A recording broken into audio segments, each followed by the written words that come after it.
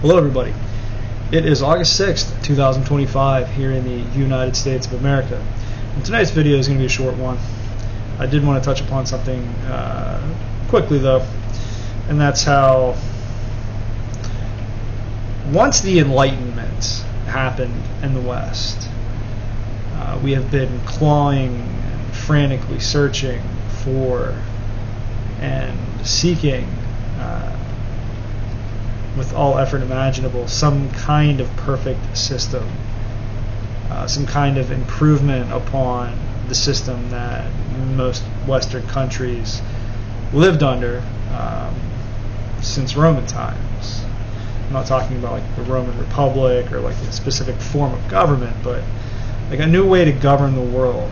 Ever since Christianity has kind of taken a backseat in the West, we sort of got this idea of making paradise on earth. We have been struggling and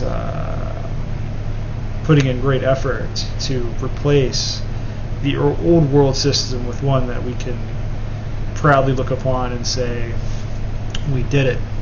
We finally figured out what the pinnacle of human civilization actually is, and that's resulted in different branches, different forms of government. You have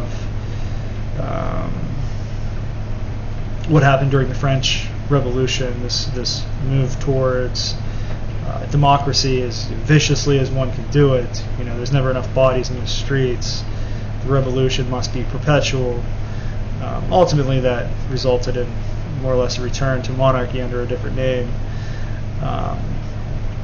The Jeffersonian idea of how a nation should function and how there should be a perpetual revolution to keep the nation free. The tree of liberty must be refreshed with the blood of patriots and tyrants. That's all well and good, but people want to live in a stable civilization, not one perpetually gutted by constant civil wars. So on one hand you have like Jeffersonian liberal democracy that is now struggling to stay afloat under the weight of the corrupt bureaucratic systems that it has created. Stumbling under its own weight, trying to find some kind of identity. I don't think anybody in the West really understands or knows what liberal democracy is at this point. It's sort of just a slogan for whoever is currently vying for power. It's a set of principles and ideals that nobody really follows anyways. They pay lip service to until their side's in charge. And then on the flip side of that, you have movements like communism and fascism, and I think this all has a common starting point, and that is Western Enlightenment. The stripping away, the tearing down of the old world to build a new one. I mean, these are all just, I'd say, different results, all stemming from the same revolution, this seeking of a perfect political system, that man can finally devise some kind of economic or political system that will bring about the end of history. And even today, that outlook infects our politics, not just in the United States, but across Europe, which is why you see so many stupid and practical and nonsensical policies being implemented by governments. It's not really about how do we just back up for a second. If you look at, real quick, say the Roman Empire, for example, what was the chief concern of, even with the Roman Republic, what were the chief concerns of, say, consuls and senators and later on emperors? Like, what did they actually worry about? Not just Rome, but any civilization in history. You get Carthage, for example, Egypt, Greece. What did they worry about? Okay. What kind of tax policies, or how can we tax our citizens to the point where they don't revolt? How do we maintain an army to repel invaders? How do we build and maintain infrastructure? How do we build a secure society? How do we promote and preserve culture? How do we keep men in shape for the military? How do we stay prepared for future wars? Financially, can standing professional army be funded? When's the need for that? Can we just rely on levies? A lot of these questions were like these basic questions of governance. Like, you didn't have these concepts of, okay, like this civilization next door to us is less fortunate than us, and they're struggling, so let's just bring all of them in and just kind of hope for the best, because that makes us feel good. That makes us seem like we are an advanced and tolerant people. Like, no one ever really thought in terms like that. Okay, like, how do we create the most open and permissive society imaginable? I think people knew instinctually that leads to like just absolute moral chaos and degradation.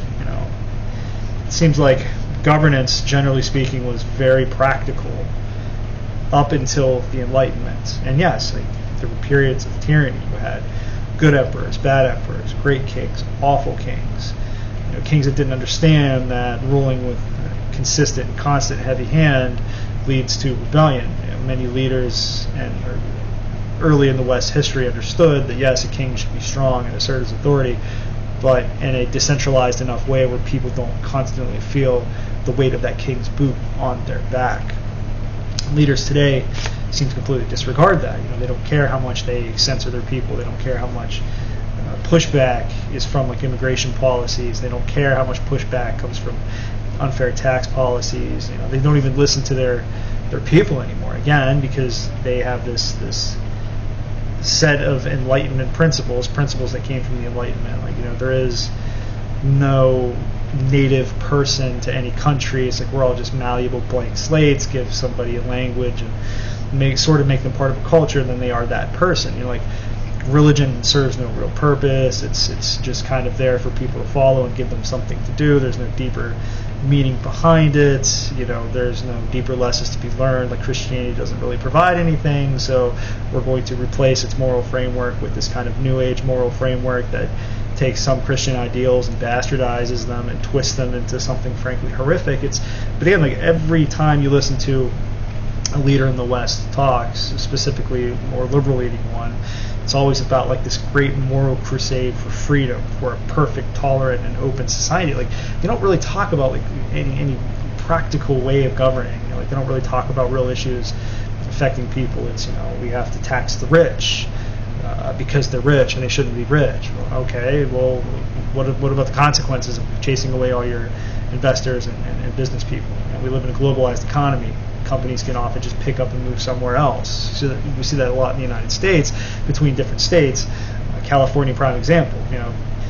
Gavin Newsom comes out with these incredibly stupid, pointless policies that do nothing but harm business, that don't actually make his state better, because he's following a certain set of principles and ideologies, often much of which is influenced by, I'd say, early 20th century Marxism. Those kinds of ideals where wealth is the enemy, the poor must be lifted up, which again, that's a Christian ideal, but warped within communism and socialism to be something that,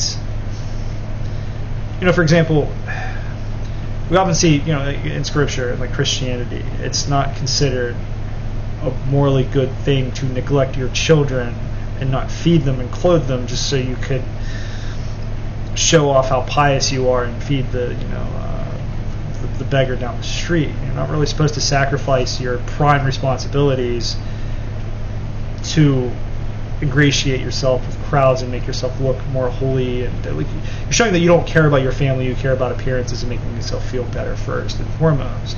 And that manifests itself on a bigger scale, I think, within modern politics. Like, your first concern as governor should be creating a happy and healthy state, like economically and socially, and those people take a secondary role. It's like we have to help the refugees, we have to help illegal immigrants, even if it has tremendous costs to our state. We have to have these burdensome tax policies to give people that aren't citizens free health care. If it chases businesses away, we have to have this permissive crime policy because it's the morally right thing to do, and police are oppressive, and we have to get rid of this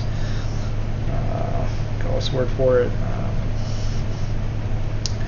this oppressive old world system, so to speak, we don't need cops anymore. We just need social workers. Oh, look, crime went up 5,000%. People are leaving the city. Well, I feel good about myself, so that's the most important thing. Oh well. And that's the mindset of a lot of Western politicians. That's why Western Europe is in the mess that it's in. That's why some of the United States, the blue states, are in the mess that it's in. That's why we're careening towards a war with the global South and Russia and China over, this ideology of, hey, we have to be the enlightened democratic people fighting off the growing shadow of authoritarianism and fascism. They say this while passing draconian speech and censorship laws. And it's just it's mind-boggling. It just doesn't make any sense. Like they're putting such a boot on the back of their own people that many of these countries are going to end up dealing with serious civil conflict and uprisings. It's one of the problems with Europe and with the refugee crisis. You're having like a clash of cultures in many areas where people that once lived in different regions of the world are now inhabiting the same cities and coming into conflict with one another because their cultures are vastly different. Now, if you were, a leader with any pragmatic,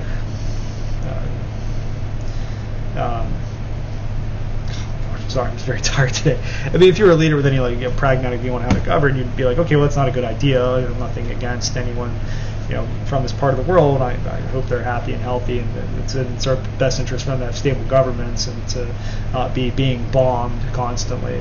But maybe it's not a good idea to have 50 different groups of people all trying to inhabit the same area, fighting for the same resources, that might not speak the same languages and come from vastly different cultures and many times with different values. Like, it doesn't work. You know what I mean?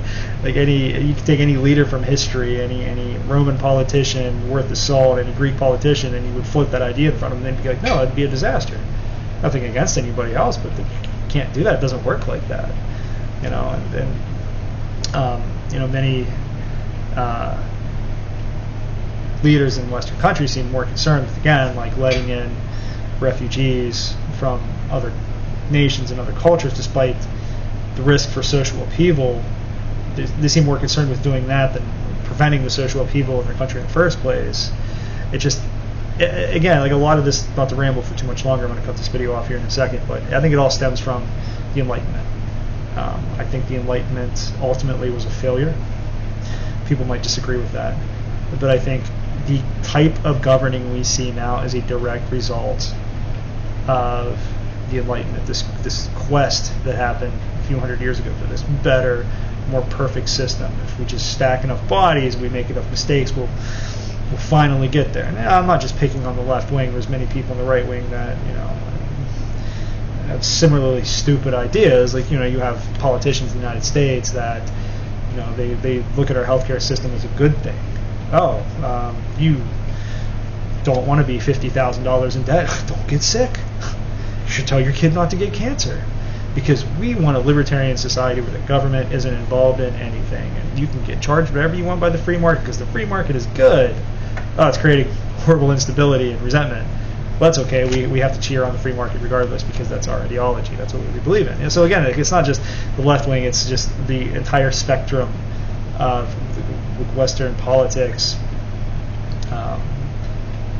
Just seems to be grounded in just like these different branches of the Enlightenment, not really rooted in pragmatic governance in any way, shape, or form.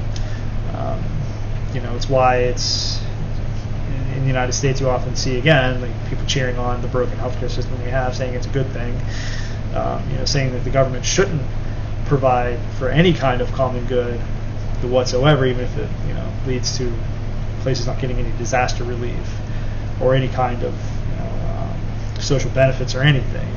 It's just, get the government out of it and let the free market do it. Okay, well, what does that look like? Again, are you considering that human beings left to their own devices with no authority guiding them at all? Like, do you trust them to do the right thing? To me, it seems just as naive as trusting in communism too. It's just, again, there's a pragmatic way and a realistic way to do things, and just no one is looking at our civilization that way. But anyways, that's all I wanted to talk about in this video. I will be back What's today? Oh yeah, I'll be back Saturday evening with another video. And until then, have a great day.